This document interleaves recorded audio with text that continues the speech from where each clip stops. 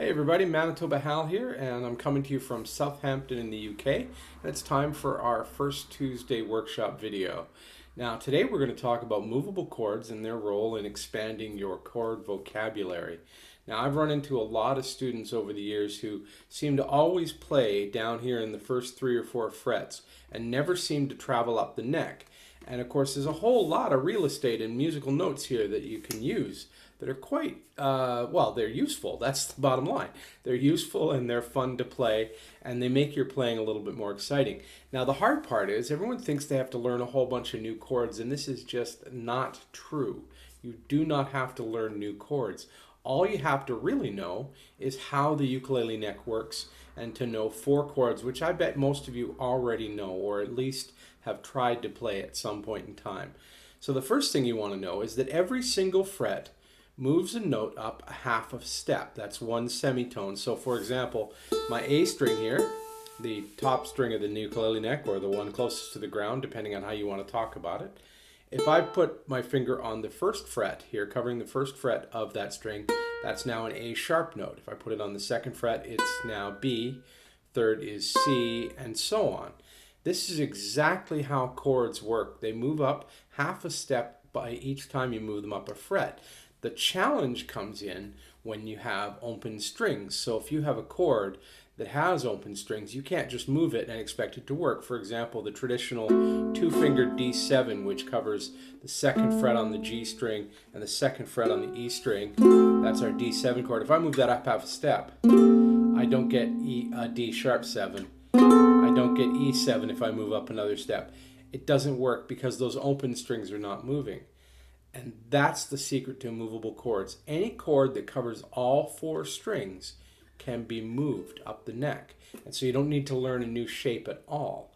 So for example, taking our D7 example, if I used the bar D7, that is I'm placing a bar completely over the 2nd fret and adding my finger on the 3rd fret, my middle finger on the 3rd fret of the A string, that's a D7. If I move that up half a step to the 3rd fret, that's a D sharp 7. I move it up one more, E.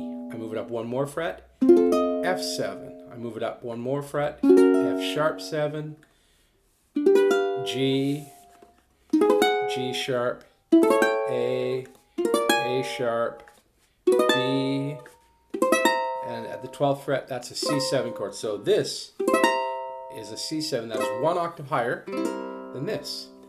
So by using that one shape that I know, I have so many more chords available to me just by moving it up the neck.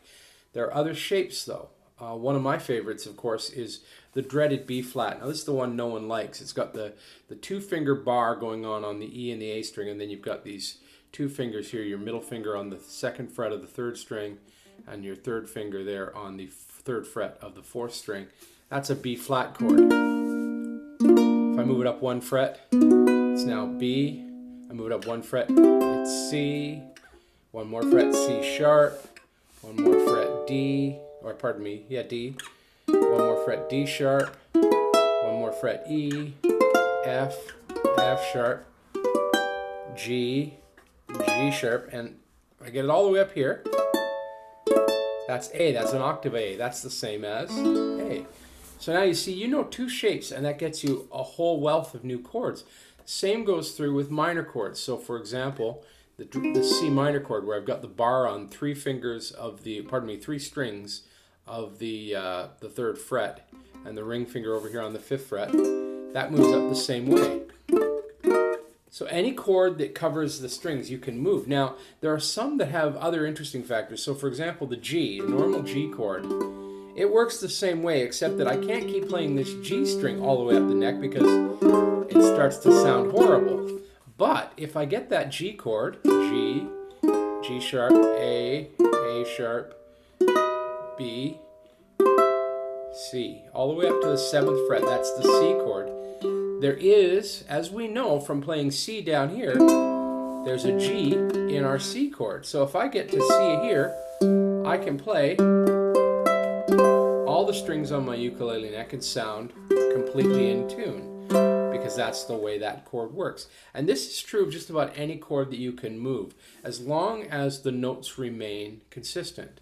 Now the last chord I want to show you that moves, and it's a very useful one, especially for the blues, is the F7 shape. Now, I'm not talking about the standard F7, which is, of course, you play the F chord with your ring finger, your middle finger, pardon me, on the second fret of the G string, your index finger on the first fret of the E string, and then you drop your ring finger on that third fret of the C string. That's a C. That is an F7 chord. But if you add your pinky to the third fret on the C, that's an F7 chord. It's a four-fingered F7. And as I mentioned earlier, 4 fingers means it can move. So F7, F sharp 7, G7, G sharp 7, A7, A sharp 7, B7, C7, C sharp, D7, D sharp, E7, F7, right there. Just like that. So there you have it, movable chords. And by practicing those and getting used to them and remembering how the neck works, you can throw those in at any point to support your music or to lead you to new areas. So for example, we use always in C.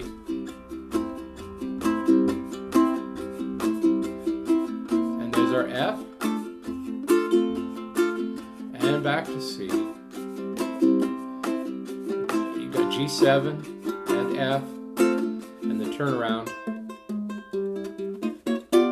So right there I can use that four-fingered F7 to travel up the neck for that change, that last bit. But I can also use that G7 where I need a G7.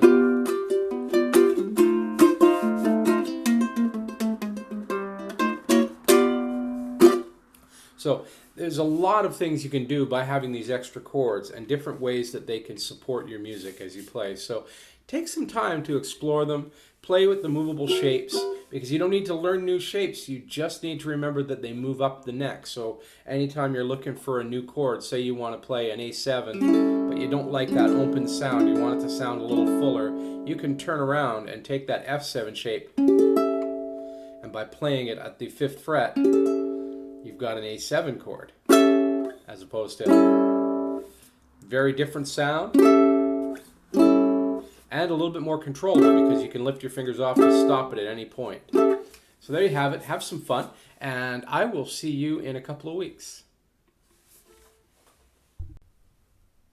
Hey everybody, thanks for watching my video on movable chord shapes. I hope you have enjoyed it and get a lot of practice. And I want to send a special thank you out to all my Patreon supporters, and I encourage you to keep spreading the word about this series on Patreon.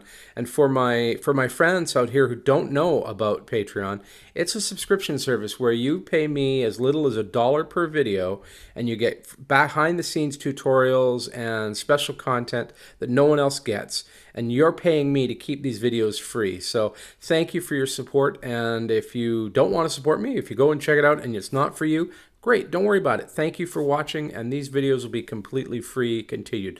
But if you are one of my Patreon supporters, thanks a bunch.